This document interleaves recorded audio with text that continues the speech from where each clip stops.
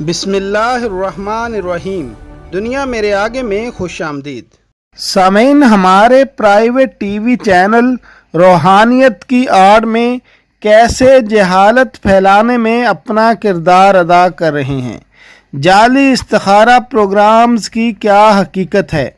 کیا صرف والدہ کا نام پوچھنے پر سچ میں استخارہ نکل آتا ہے؟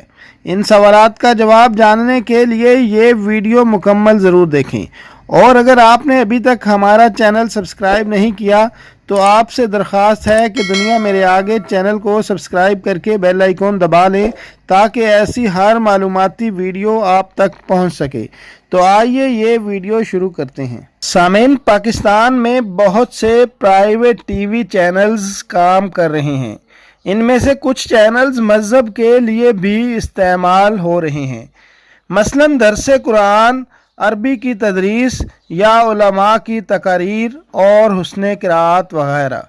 یہ تو بڑے قابل قدر پروگرام ہیں، مگر اس کی آڑ میں بہت سے ٹی وی چینلز توہم پرستی پھیلانے میں مصروف ہیں۔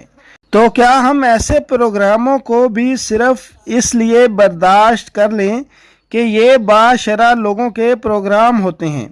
ہم بازار میں خریداری کے لیے جاتے ہیں تو اپنے پیسے کے عوض جعلی مال اور 2 نمبر مال نہیں خریدتے۔ جس طرح ہم وہاں کھرے کھوٹے کی تمیز رکھتے ہیں، اسی طرح ہمیں مذہب کا لیبل لگے پروگراموں میں بھی یہ تمیز کرنی چاہیے کہ ان میں حقیقت اور خرافات کا تناسب کیا ہے۔ مثلا کیو ٹی وی کے استخارہ یا روحانی دنیا کے پروگرام میں ایک خاتون کالر نے اپنا مسئلہ یوں پیش کیا۔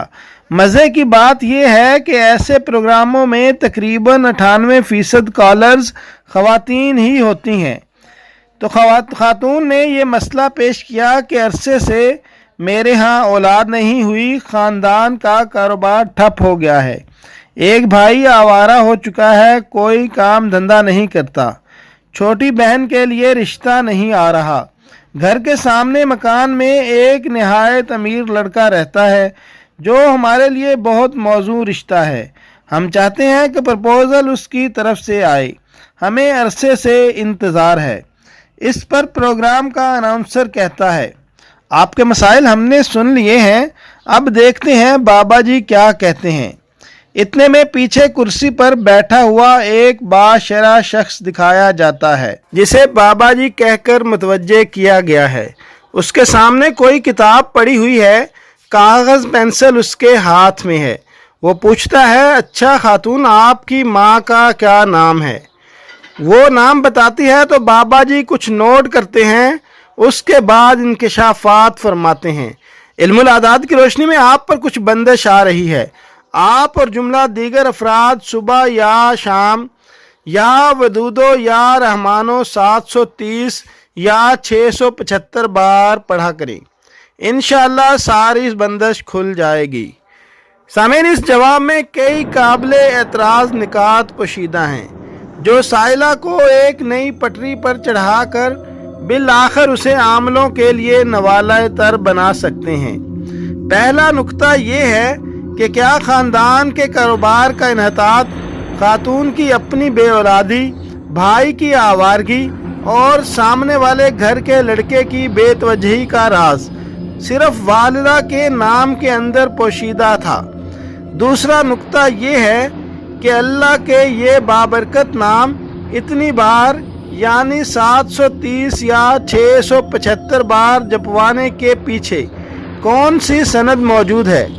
تیسرے یہ کہ کیا نبی اکرم صلی اللہ علیہ وآلہ وسلم نے جن کے ذریعے یہ پاک نام ہم تک پہنچے ہیں، ان کا یہ مصرف بیان کیا ہے؟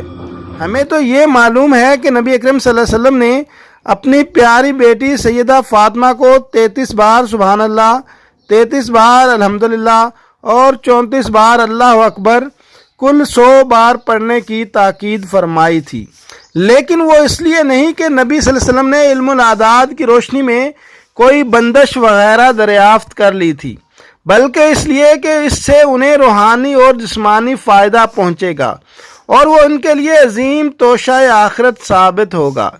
سامعین، دراصل اس مکار بابے نے اس سادہ دل خاتون کو بندش ہونے اور بندش کھلوانے کے جنبیلوں میں ڈال دیا ہے۔ چند دن بعد وہ خود پر جبر کر کے 730 یا 675 بار یہ نام جپے گی اور دیگر اہل خانہ سے درخواست کر کے ان سے بھی جپوائے گی۔ پھر عاجز آ کر کوئی ڈائریکٹ میتھڈ اختیار کرنے کے لیے کسی قریبی بابے کے پراسرار حجرے میں جا پہنچے گی، جو اس کی جگہ یہ وظیفے اپنے ذمہ لے کر نظر و نیاز وصول کرے گا۔ یا یہ بھی ہو سکتا ہے وہ کسی طرح اسی ٹی وی والے جال ساز بابے کے آفس کا پتہ چلا کر اپنے مصائب کا حل ڈھونڈے گی۔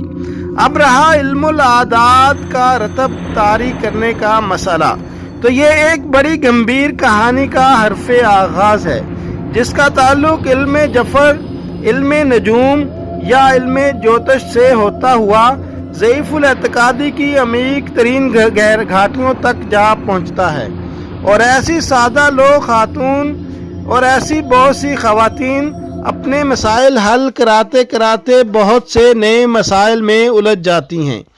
یہ بابے قدیم ہندوانہ جوتش اور علم النجوم کی جدید شکلیں ہیں۔ ٹی وی کا یہ روحانی پروگرام مزاروں اور حجروں کے خفیہ گوشوں کے لیے ایک کھڑکی یا ایک شو روم کا کام دیتا ہے۔ جتنا کوئی زیادہ دکھی ہوتا ہے اتنی ہی مضبوطی سے ان کے شکنجے میں پھنستا ہے اور بالآخر نامرادیوں کی دنیا میں جا نکلتا ہے۔ لیکن سوال یہ پیدا ہوتا ہے کہ استخارہ کا شرعی طریقہ کیا ہے، اور حضور پاک نے استخارہ کرنے کے لیے ہمیں کون سی شرعی دعا سکھلائی ہے؟ کیا آپ بھی استخارہ کا شرعی طریقہ جاننا چاہتے ہیں اور مسنون دعا سیکھنا چاہتے ہیں؟ تو آپ اس ویڈیو کے کمنٹ سیکشن میں اپنی رائے کا اظہار ضرور کریں۔ انشاءاللہ اگلی ویڈیو میں استخارہ کا شرعی طریقہ اور مسنون دعا کے ساتھ حاضر ہوں گے۔